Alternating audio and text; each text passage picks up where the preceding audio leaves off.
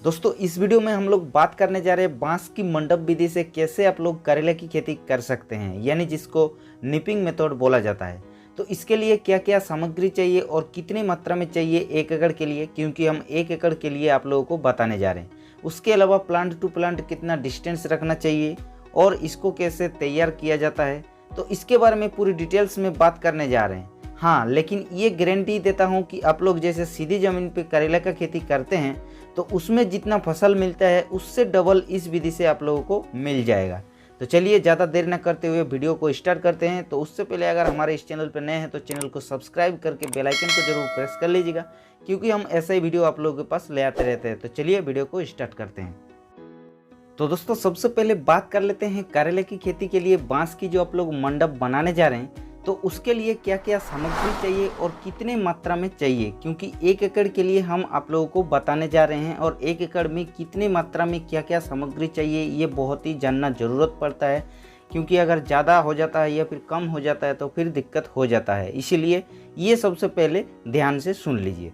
तो सबसे पहले बांस लग जाता है, लगभग 1 एकड़ के लिए 800 से 900 पीस लग जाता है। और जो लोहे का मजबूत तार मिलता है वो आपका मजबूत होना चाहिए, वो लगभग 2 कुंटल तक 1 एकड़ के लिए लग जाता है। और प्लास्टिक का जो रस्सी मिलता है वो भी आपका 30 से 35 केजी लग जाता है। और जो कपड़ा सिलाई करने वाला धागा मिलता है बाज़ार में, टेलर के पास भी मिल जाता है, काफ़ी सारे दुकान में मिल जाएगा, तो वो भी लग जाता है। तो ये 4 चीज़ बहुत ही ज़रूरत पड़ता है बांस की मंडप बनाने के लिए। अब दोस्तों मेन बात आती है कि इसको हम लोग कैसे तैयार करें। तो उससे पहले हम लोग इसका जो बेनिफिट होता है, जैसे आप लोग सीधी ज़मीन पे करते हैं तो इसमें करने से क्या बेनिफिट मिलता है उसके बारे में थोड़ा पहले जान लेते हैं। तो सबसे जो पहला महत्वपूर्ण बेनिफिट होता है, यानी जो उसका फैसिलिटी होता है, ज़्यादा बारिश होने के बावजूद भी इसमें कोई दिक्कत नहीं होता है। ऐसे सीधी ज़मीन में अगर करते हैं मिट्टी पे तो उसमें अगर ज़्यादा बारिश हो जाता है तो फसल ख़राब होने का संभावना रहता है, लेकिन इसमें वो डर नहीं रहता है। उसके अलावा फल जो है वो टेढ़ा मेढ़ा नहीं होता है, बिल्कुल सीधा होता है और क्वालिटी का होता है, क्योंकि सीधी ज़मीन पे फसल में दाग दूग लगने का डर बहुत सारा रहता है, लेकिन इसमें उसका डर नहीं रहता है। उसके अलावा इसमें रोग बीमारी का अटैक बहुत ही ज़्यादा कम देखने को मिलता है। फसल अच्छा निकलने के कारण मार्केट में जल्दी बिक जाता है और रेट 1 से 2 रुपया ज़्यादा ही बिक जाता है। जैसे अगर 15 से 20 रुपया केजी चलता है तो इसका जो माल है वो लगभग 22-23 रुपये में बिक जाता है। तो इससे किसानों का प्रॉफिट ज़्यादा हो जाता है, तो इतने सारे फ़ायदा मिल जाता है। अब दोस्तों बात आती है कि इसका जो मंडप है इसको हम लोग कैसे तैयार करें और इसको तैयार करने के लिए प्लांट टू प्लांट को डिस्टेंस कितना रखना चाहिए। तो सबसे पहले प्लांट टू प्लांट डिस्टेंस की अगर बात किया जाए तो लगभग 2.5 से 3 फुट आप लोगों को रख लेना चाहिए प्लांट टू प्लांट, यानी पौधे का पौधे डिस्टेंस जो है वो 3 फुट रखना चाहिए। और उसके बाद बांस का जो दूरी है, यानी जो एक बांस से दूसरे बांस का दूरी रहता है वो लगभग 8 से 12 फीट तक रख सकते हैं।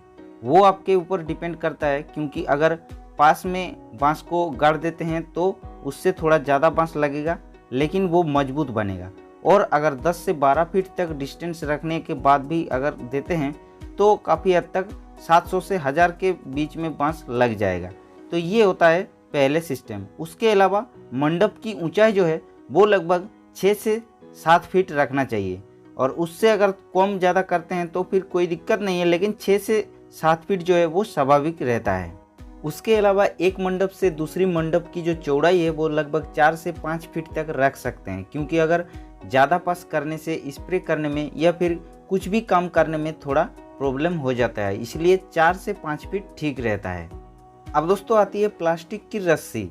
तो प्लास्टिक का जो रस्सी है वो आप लोगों को मंडप के ऊपर जो छत बनाते हैं उससे प्लास्टिक की रस्सी लगाया जाता है, या फिर जो एक बांस से दूसरे बांस का लंबाई है तो उसमें भी आपको ये रस्सी लगाया जाता है।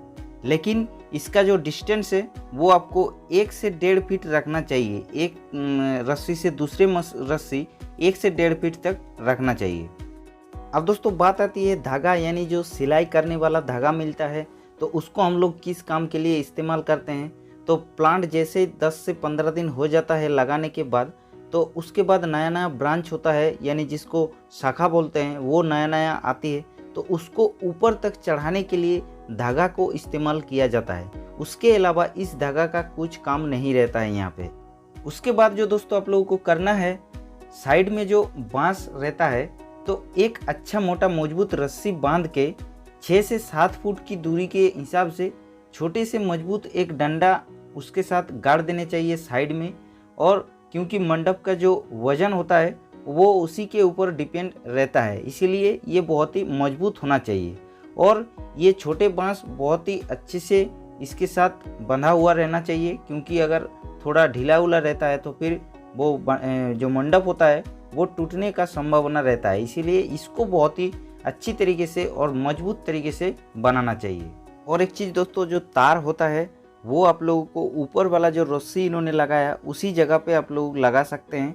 तो तार इसीलिए यूज किया जाता है, तो इन्होंने तार की जगह रस्सी को ही इस्तेमाल किए हैं। आप लोग तार को अगर इस्तेमाल करते हैं तो काफ़ी मजबूत और भी बन जाता है, इसीलिए हमने पहले ही तार आप लोगों को लिए बताया। तो दोस्तों इस तरीके से अगर आप लोग करेले के खेती के लिए बांस, तार और रस्सी की मदद से अगर मंडप बना के खेती करते हैं तो फसल हो जाता है डबल। तो ये था बांस की मंडप, यानी जिसके निपिंग मेथड बोला जाता है, उसके तैयार करने का सिस्टम। तो इस वीडियो से अगर आप लोगों को थोड़ा बहुत भी हेल्प हुआ तो इस वीडियो को एक लाइक कीजिएगा, और इस वीडियो को जितना हो सके आप लोग ज़्यादा से ज़्यादा किसानों के पास ज़रूर शेयर कीजिएगा। और अगर इस चैनल पर आप नए हैं तो चैनल को सब्सक्राइब करके बेल आइकन को ज़रूर प्रेस कर लीजिएगा, क्योंकि हम ऐसे ही वीडियो आप लोगों के पास ले आते रहते हैं।